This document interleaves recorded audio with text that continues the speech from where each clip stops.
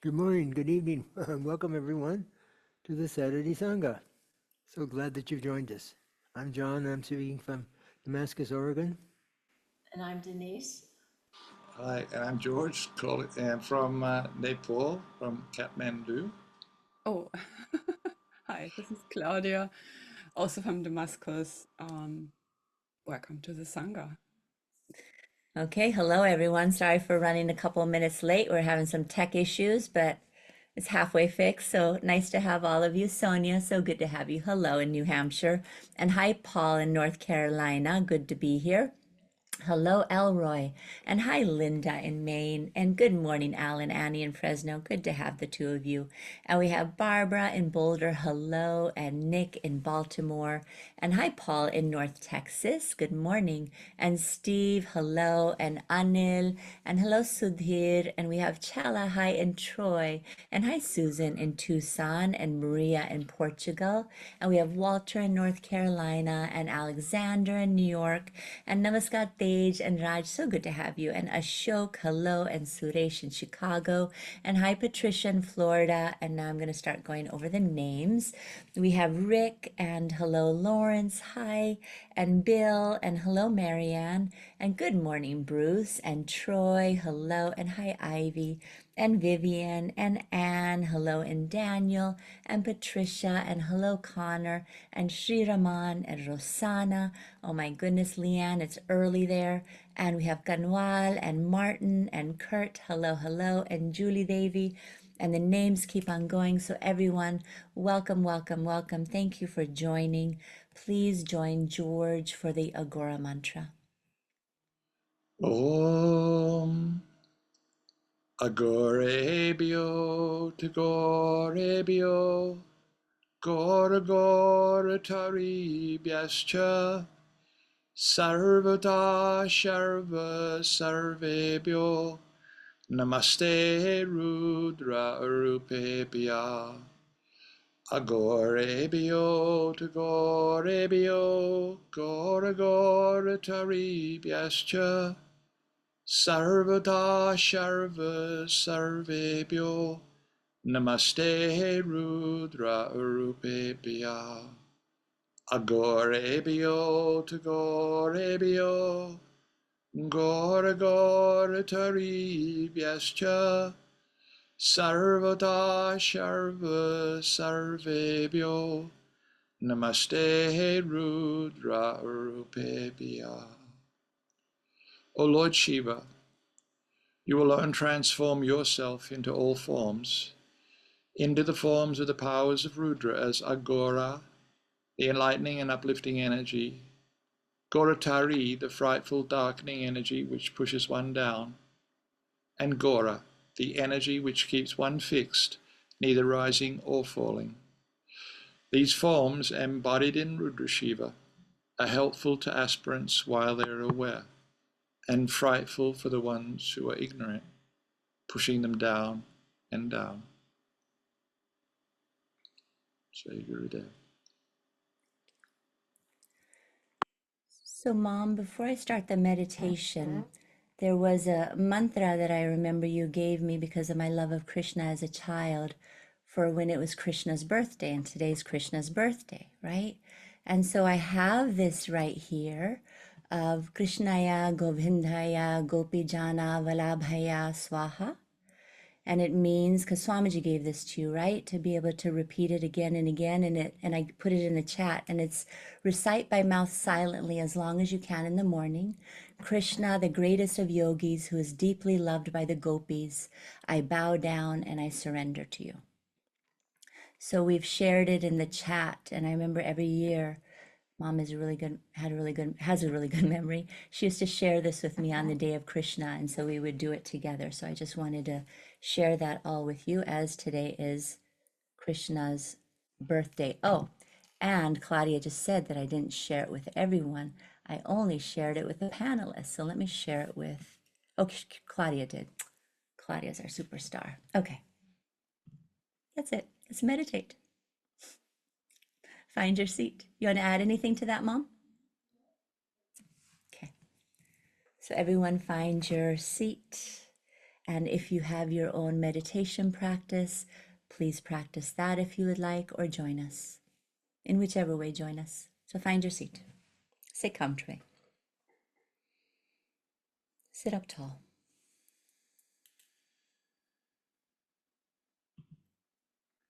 No strain, no effort, just sitting here. And each practice, as we're practicing together right now, practicing with a beginner's mind, as if this is your first time. And it's so exciting. You're getting to meditate, or we're getting to meditate together. Begin to soften your gaze as you find a space on the floor. Bring your attention there.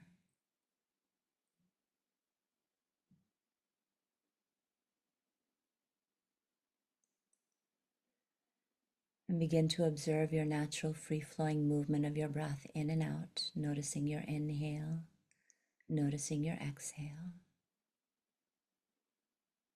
Simply observing breath moving in, breath moving out.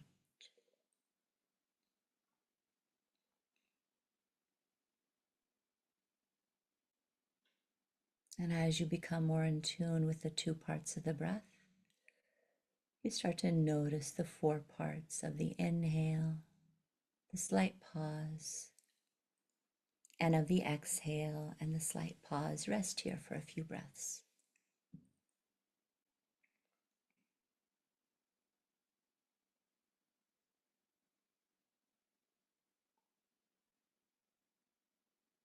On your next inhale, bring awareness to the space between the eyebrows.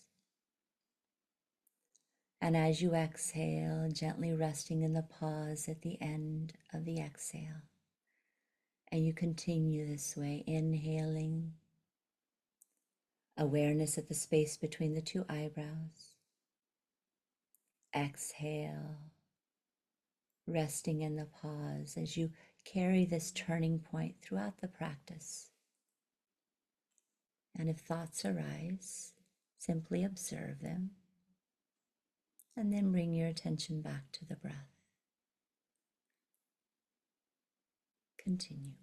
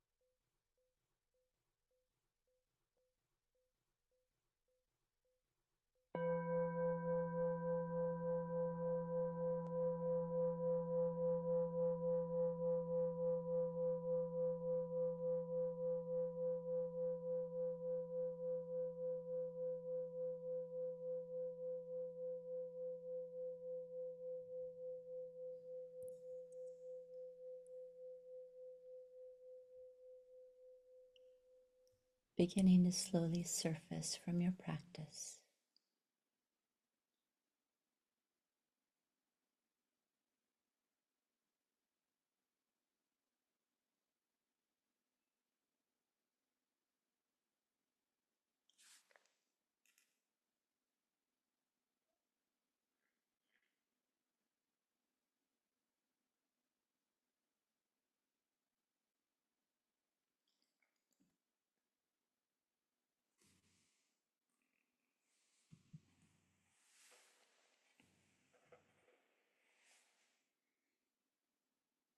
Thank you, everyone.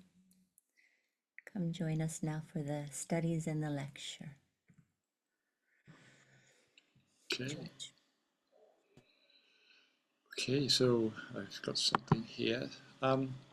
Before we start, also, because every week we go and look over the questions and also the chat, and each week the chat kind of is growing and growing and starting to look a little bit like one of the chapters of Lord of the Rings or something like that. So it's good if everybody just really tries to focus as much as they can on the lesson itself and what Swamiji's saying. That way we all, as a group, are all learning together. Many of you have a good understanding of Sanskrit words. Not really necessary to put in so much that's outside of the context of that. And if you have questions again, and you want your questions answered, please just add your email address.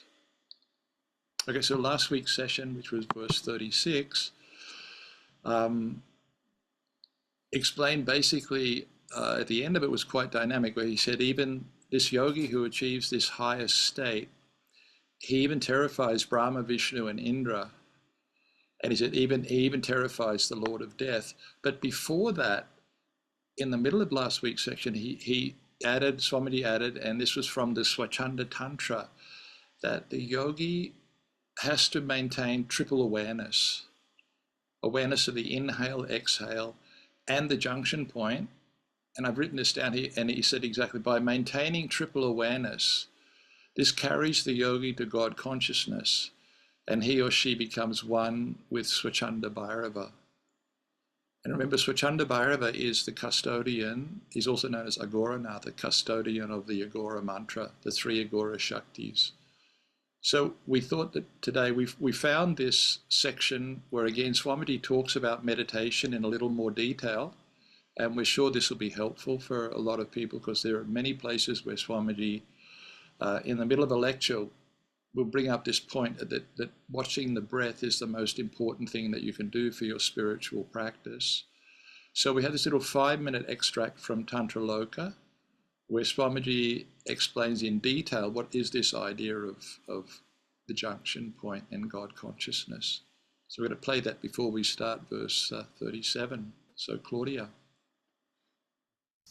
Tasi chidrupatam satyam swatantryullasa kalpanat pashan jadatmata bhagam tirodaya dayo bhavet.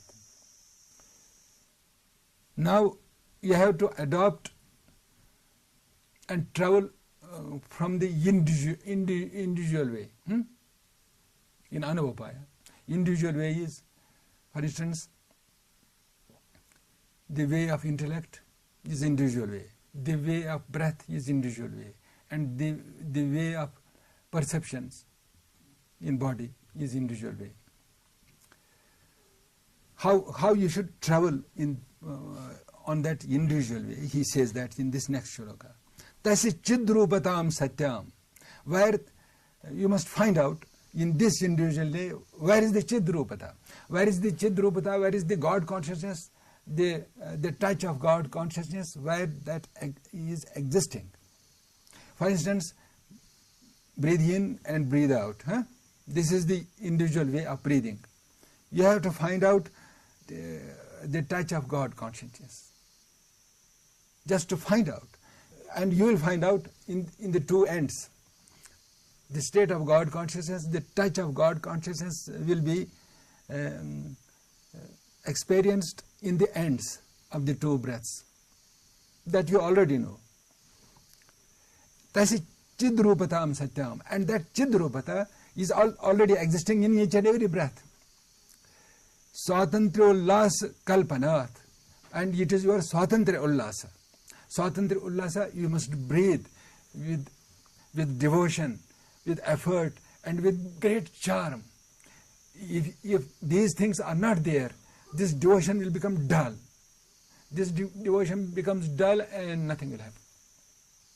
You may breathe in and out, in and out, in and out for centuries, for 100 centuries, nothing will happen.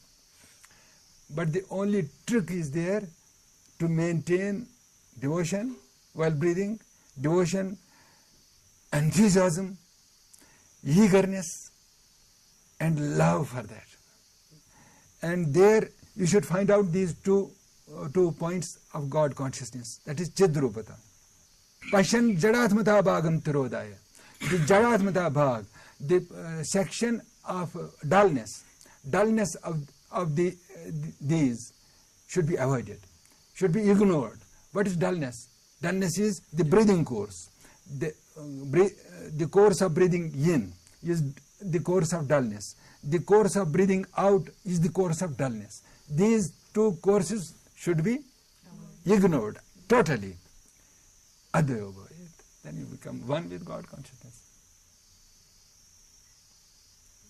In a moment.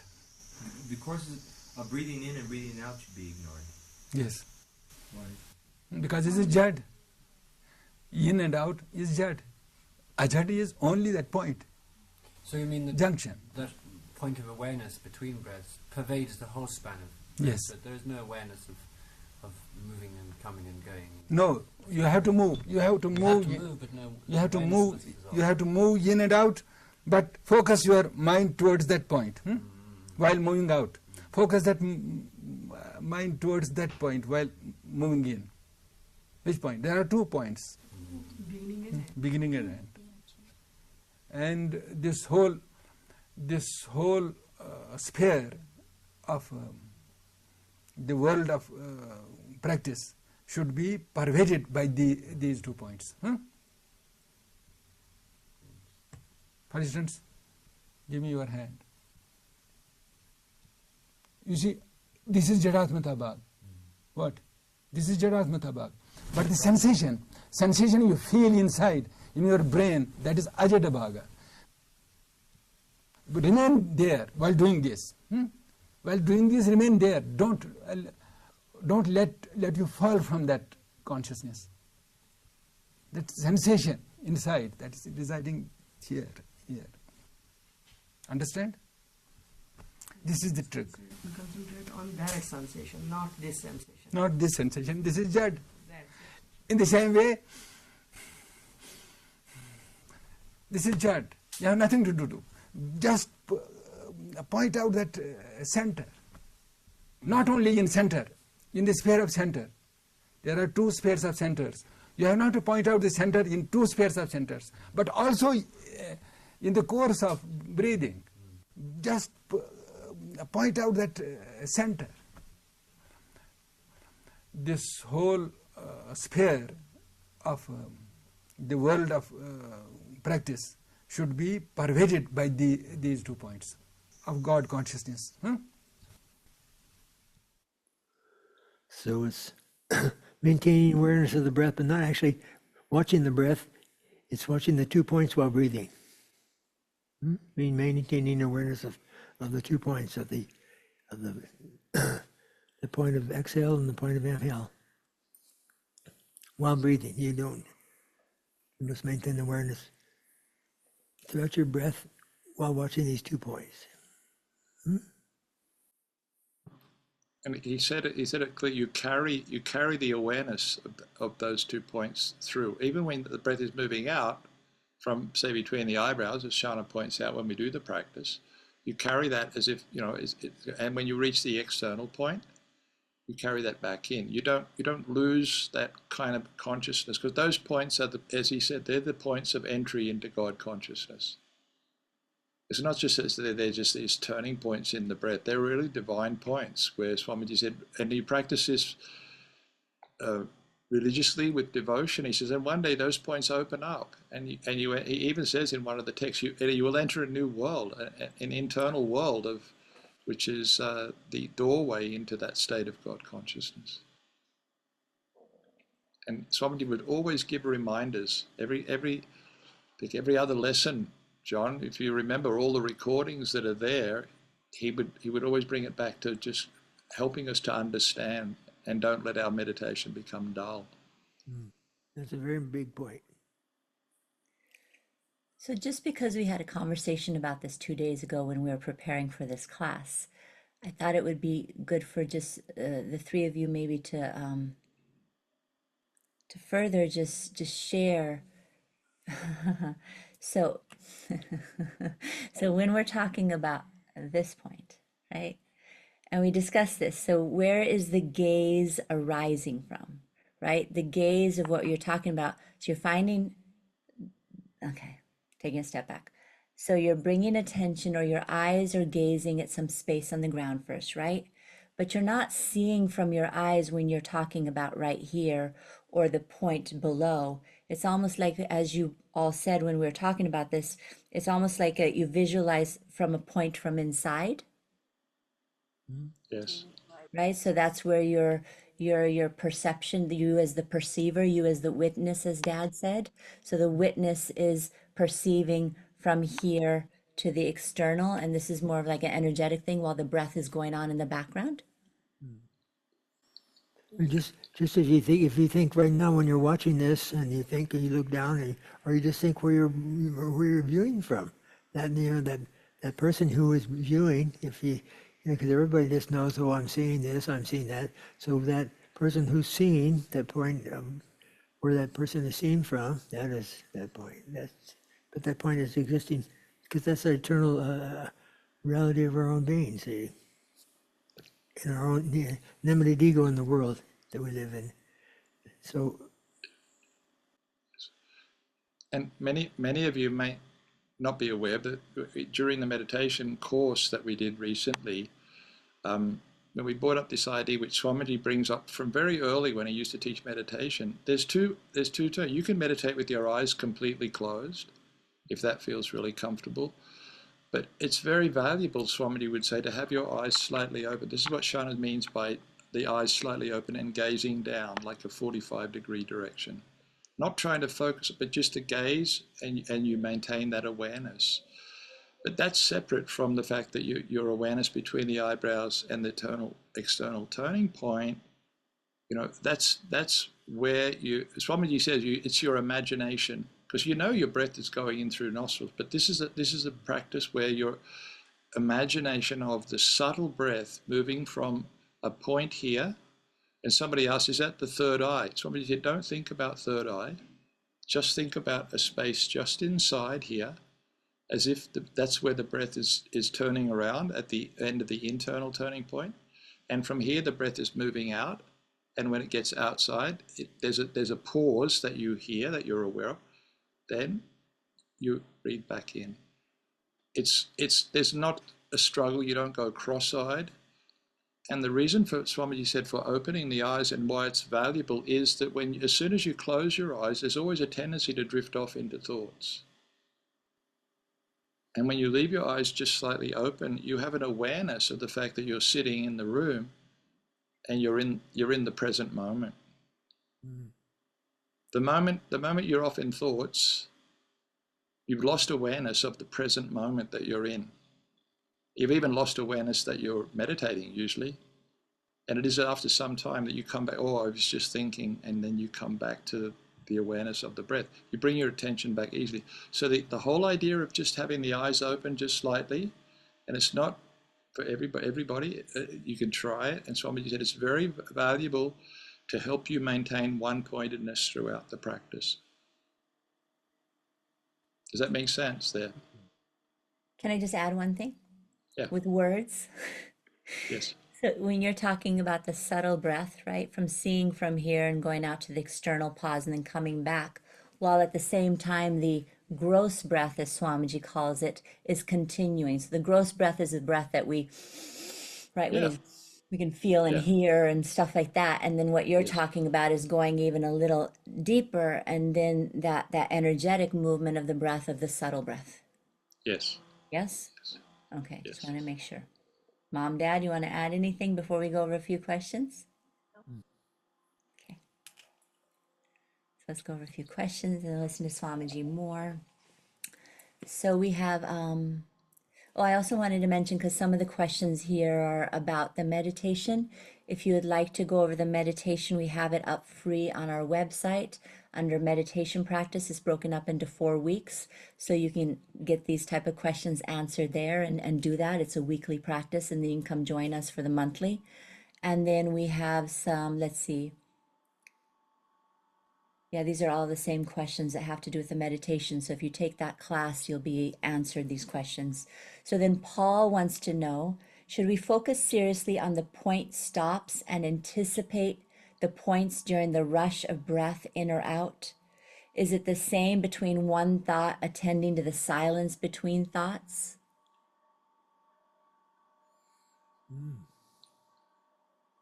They're two separate techniques, John. I think when you start to become aware of the silence between two thoughts, you're moving to a much more subtle practice, which is usually the practice within Shakta Upaya, which is the next Upaya. Swamiji mentioned there Anavupaya, and for many that might be a new word. There are 3 different levels, you know, in Shaivism. But innocence is the whole thing. Like Shana said very beautifully, that imagine this is your first meditation ever. You know, and it's very important not to have any anticipation of expectation for any results while you're meditating, just simple innocence. And then the refinement of the breath takes place more and more. It happens naturally. You can't consciously try to make your breath refined. There's preparations. You can do yoga, you can do some pranayama, you can do things to prepare yourself for the meditation. But once you start the practice, it's a practice of innocence, you know, and just letting whatever happens, and that refinement happens automatically. I think people will already, but it won't happen in 5 minutes. You have to give at least 20 minutes or half an hour to practice in order to feel everything settling down. You don't want to be looking for something to happen, you know, like waiting for this to happen or waiting for that to happen. You know, waiting to have some experience, waiting to, you know, feel some particular sensation. You have to be absolutely innocent to whatever happens to you. And observing what happens. Observing what, not trying to manipulate what's going to happen or even analyzing what's happening, but just observing. The turning points are there naturally. You know, they're there. And when you observe them, then the awareness is there. That's innocent. So one more question before we go into listening to Swamiji. Harish says, while busy during daily activities, does it work equally to focus on the heart, the bindu point, and Shiva Dvadashanta, 1 foot above the head, instead of the eyebrow center and external to nose Dvadashanta? Does it have to be the latter or the prior, or are all divine points and referred to in the Vijnana Bhairava Sutra? I think they're all divine. points. Go on, John. Yeah. They're all divine points, but Swamiji favored between the eyes. That point, he found that to be the most fruitful for him, and his master taught him this, and he recommended this, and he used this, and he found it to be very, very fruitful, and so that's why he's recommending it for us also in our practice. He also added to that, he said the point between the eyebrows is where Shakti is awake. And he said that door is slightly open. He said they're all heart centers. They're all called the heart. He said, but that's the one. And he said, that's what my master taught me. And I found that to be very effective. So he shared that with us. And he said, you can try the others, but he never favored this point above the head in Anavapaya practice. He said, that's fully imagination, or there is something there. The Swatantra Shaktis are there. But he said, that practice, even Abhinavagupta says in Tantraloka, that practice is something that happens automatically when you, as you go to more and more refined levels, you'll start to feel, he said, because it's obvious, the physical breath doesn't go there. Doesn't go there. That's the subtle pranana shakti, but we won't go there right now. We'll we'll lose the lesson if we. And I just want to add one more thing. What I'm learning from all of you, because I used to misunderstand this, is when you're saying here again, it's not that you're, because I used to get migraines sometimes from doing this. I used to be looking almost with my eyes to this point while I was trying to focus on the external. And so we had that conversation that that's not it, but you're actually seeing from here when you're washing your dishes or you're cleaning the floor or you're driving, it's the seer from here, right? And so when you're saying from the heart, it would be the seer from the heart. But Swamiji had a better understanding that this was better, right? Better and much easier. Much easier. Yeah. Should we listen to Swamiji? Yes. Okay, so the next verse, he brings in some new concepts here. He talks about karana shaktis. Karana means the senses, the five senses, and the energies of the five senses. And he uses this really beautiful example of how in a dreaming state we create everything in the dreaming state. And for the yogi who's in that universal state, their karana shaktis, they realize their karana shaktis are creating everything in the universe. So we'll go straight to Swamiji on this one. This is verse 37. Nachayatadasya asambhavyam. This is not difficult for him to attain, because next sutra, Karna Shakti Swatonubhavat. Karna Shakti is always found in each and every individual being in his own experience of dreaming state and psychic state. In psychic world also, you can do and undo. When you are drunk, intoxicated with that wine or not mystic wine, ordinary wine, liquor, then you think in yourself that you are Lord yourself. No power can subside you. It is your conception there. Or when you enter in dreaming state also you can create and do and undo. You can create motor car, you can create road, and you drive motor car on the road, and that road is created by you, and you are seated in motor car, you are you, and those trees around those on the sides of you, that lane or street are you. Everything is you. Somebody comes in front of you and stops your car, that is you.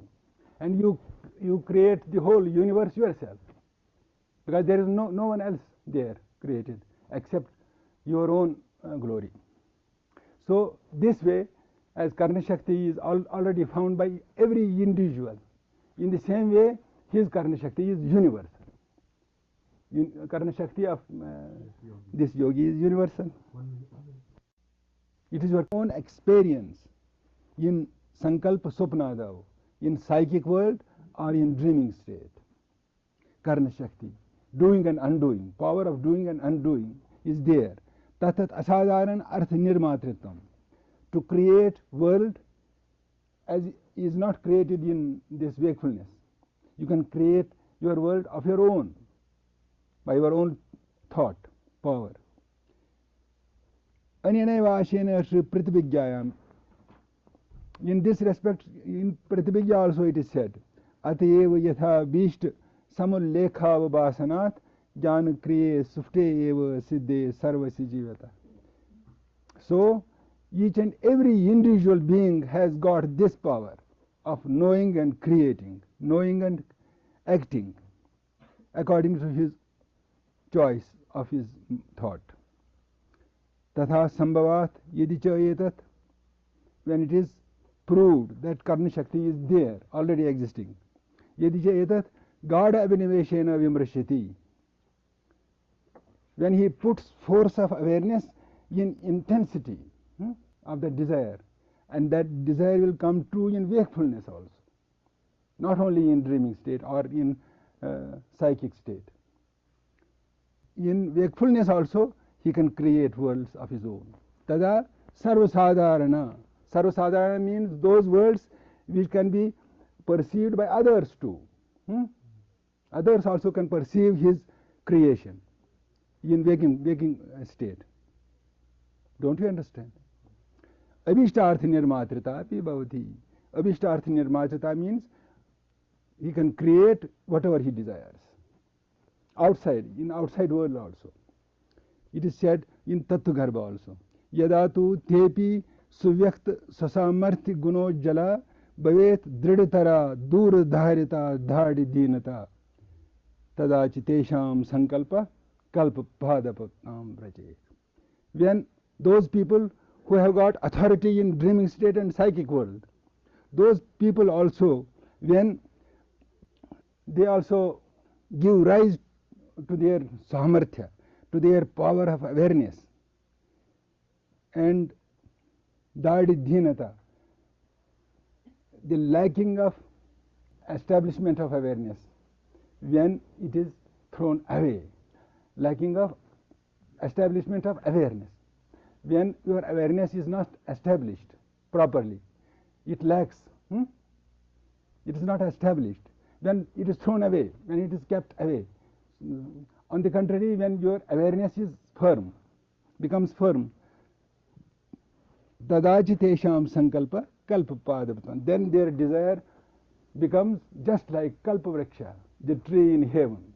Whatever he desires, that comes true. Whatever he thinks, that is true. Just like Lord Shiva. For some reason, you're coming in and out, Dad. I don't know why. Anyways, Dad, George, would you like to say something? Just that is, as Vivian put up there, that is the wish-fulfilling tree, which is, is there through a lot of mythology. And John, you said when we were going through this, you said you felt this was in Shambhavupaya, which it seems like, because he said whatever he wills, it comes true, whatever he wishes for.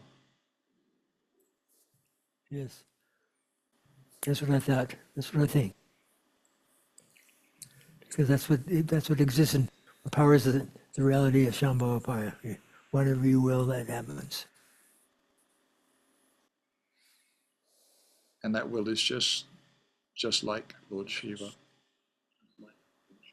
And in fact, we all are Shiva. Just don't know it. Yes. But Shiva knows it. Shana, any questions? So Julie says, would it be fair to say that if he has reached that state, he no longer has attachment to the fruit? I think so. He has the fruit. Yes. Because whatever he thinks, that becomes true. So he doesn't have to, there's no gap between what he thinks and what happens. And fruit, I mean, I understand fruit is you want something, and then because of that wanting, some action happens and you have it's a result of that, and that's the fruit of that, If you have this spontaneous reality of just wishing it to be, I mean, then when you think it, it is.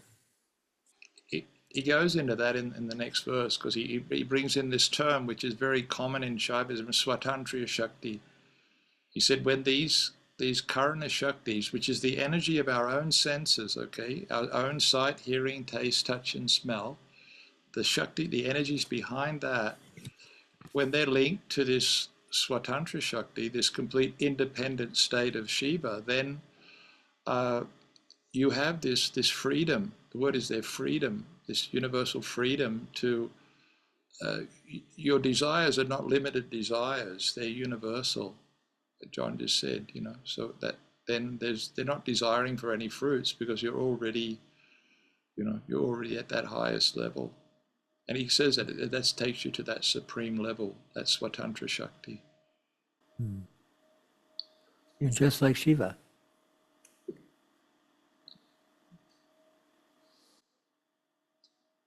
So let's listen to the last part then of Swamiji's. Yeah. This is starting verse 38. यतश्च कर्णशक्ति शब्दोक्त्या तुर्यात्मा स्वातंत्र शक्तिरेव बोधरूपस्य प्रमातु सारम उतो माया शक्ति अपहस्तित तत्स्वरूप उत्तेजनाय. So when it is proved that by this word karna shakti, the power of doing and undoing, the essence of that power of undoing and doing is turyatma bodhrupasya pramatu saram, is the essence of pramata, which is one with turya, and that is swatantra shakti. Swatantra shakti, it is only a power of swatantra, power of absolute independence, that carries you to that supreme state of perfect top, supreme top. So Maya Shakti apastit tatsrupa uttejanaya. When by Maya Shakti, by the power of illusion, your power is subsided, just to give rise to that subsided power again, what you should do for that? Tripada dhanuprananam. You have to do this thing, that as soon as you come out from samadhi, as soon as you come out from turiya state, you just insert the absolute bliss of that turiya state by and by in wakefulness, in dreaming state, and in dreamless state. Tripada means wakefulness, dreaming state, and dreamless state. In these three states, you have to insert that absolute bliss of God consciousness by and by, so that all these four states become one without any distinction. So all these states become one with Turiya. That is Tripadadi Anuprananam. This is like Trishu Chaturtham Tailavatasicham, just like that. Treyanam Bhav Aunmukhi Tat Abhishung Tat Anturmukhi Bhavanamayanam Srishti Sthiti Lay Shabdoktanam Padhanam Avasthanam. These three states, which are Bhav Aunmukhya, just when you are diverted towards some object, you are not diverted, you are going to be diverted. You are about to divert your consciousness towards object. Your consciousness is not diverted. It has begun to divert. This is Bhava Aunmukhya. This is meant by Bhava Aunmukhya. Abhishanga, when your consciousness is diverted absolutely towards that object, that is Bhava Abhishanga. Tad Antarmukhi Bhavana. Then when your consciousness is carried away from one object and it is going to get insertion in another object. Insertion is another object, that is Bhava Anmukhya for another object. For this it is Bhava Antarmukha Bhava. Bhava has entered in internal consciousness. Have you understood? First is the state when you are going to perceive this speck. This is Bhava Anmukhya. This is first state. Next state is when you are perceiving these specks. This is Bhava Abhishanga. When you have perceived these specks, that is Bhava Abhishanga. When you have perceived these specks, what happens next? It happens that there is no curiosity. Curiosity ends to perceive it. When curiosity ends to perceive it, you perceive another object. Because this is the way of perception in this world. You are going to perceive another object, that is book. So for book it is Bhava Anmukhya. For this specs it is Bhava Antarmukha. It has entered in your God consciousness, awareness of absolute shunya. Have you understood? Bhava Anmukhya, Bhava Abhishanga, and Bhava Antarmukha. Bhava Antarmukha for this specs, Bhava Anmukhya for next, that is book. For this book, Bhava Anmukhya, then Bhava Abhishanga, and Bhava Antarmukha for book, and bow Anmukhya for another towel. Huh? So on. This chain of perception, it goes like that. It is why we are so much connected with Buddhists. They also agree that it is the flux of knowledge, moving from one to another. It is why we are so fond of Buddhism. We are not fond of Buddhism to have it, just to discard it. And that is in other way, in other words, it is called Srishti, Sthiti and Laya. Srishti is Bhava Anmukhya, Sthiti is Bhava Avishanga, Laya is Bhava Antarmukha. When your curiosity ends there. Going on all the time, in every perception, every time we move from one perception to the other, but we see it as a flow. We're not aware of the junction between those things, you know. And Swamiji said, this is the wonderful thing of consciousness. Consciousness, everything is stored in consciousness. Is at the moment you see something, and the next you move on to the next object, that gets stored. So later on, you remember what that is. Otherwise, if there was just the flux and nothing else, you would forget everything. Consciousness remains aware. Must be there. Yeah. All throughout. So there was a comment from Leah earlier where she said, so this teaching leads us to the ability to create and connect within. I just jumped, excuse me. To create and connect within, and also to impact the reality outside in the outside world as well. So we are then expressing Shiva in the world. Yeah. I got some head shaking over there. Yes. I understand that. Let me read that one more time, Dad. I just stopped it. It's just more of a comment. So this teaching leads us to the ability to create and connect within, and also to impact the reality outside in the outside world as well. So we are then expressing Shiva in the world, outside and inside. Well, when you say it's just like Shiva, when you have that ability to have that experience, or what you think is that's what happens, then you are like Shiva in the world, just like Shiva. But I'm referring more to the earlier paragraph, not as much so in this paragraph. And the question was from the earlier one. You are correct. So then Al wants to know, or Al says, that this discussion seems to relate to the 12 Kalis.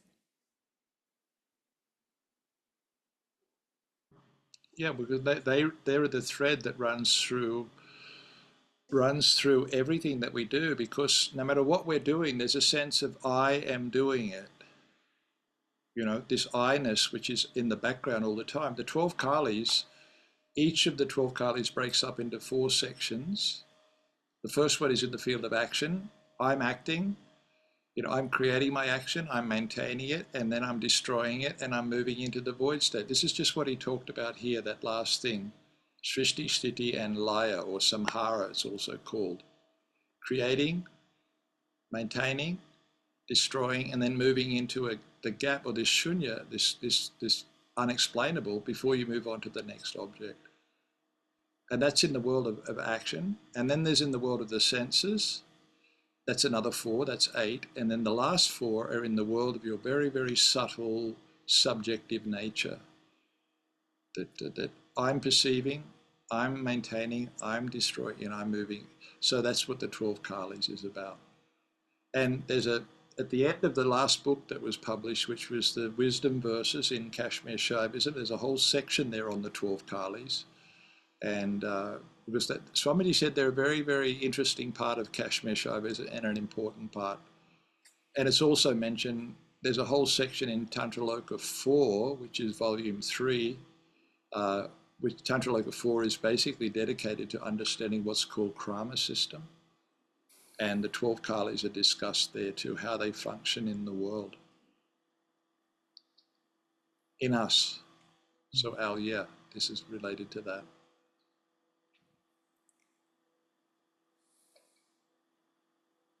So then Mark says, he makes a comment where he says, so is the aim to learn how to maintain curiosity in what is a jada instead of going for curiosity in one jada to another jada? You have to understand that the word jada means, jada means it's dead, it's inert, it's unconscious. But I mean, bringing it back to what Swamiji said in this lesson, and what's that other beautiful point that put up? Are we creating the world around us? Yes, we are. In fact, everything that we're looking at now is being projected onto the screen of our own consciousness. We each live in our own bubble of the world, but we're projecting through the light of our own consciousness out from ourselves, and we're seeing all these objects around us. We're looking at the screen, you're looking at your friends, you look around your room, you see all these things, but we feel it all differentiated. When we meditate more and more and more and more, we start to move towards the consciousness. We start to move towards the world of prakash, the light of our own consciousness. And that's when you start to see the fabric of that. Actually, I'm projecting all of these things out of myself. That's what he said there. So at the end of the last verse, he said, you have to infuse that bliss of that consciousness in waking, dreaming, and deep sleep. And that's what starts to happen as you meditate more and more. You start to feel the fabric of consciousness behind everything that you're doing, until you realize that you're the lighthouse from which you're lighting up all these things in your own life.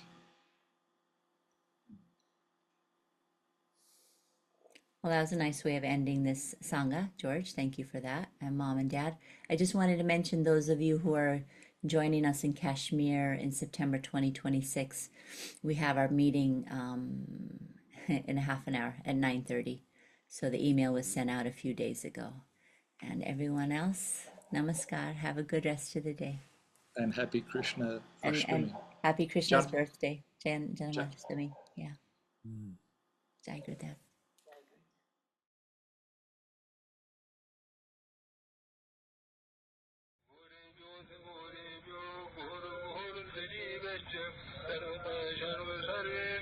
Namaste.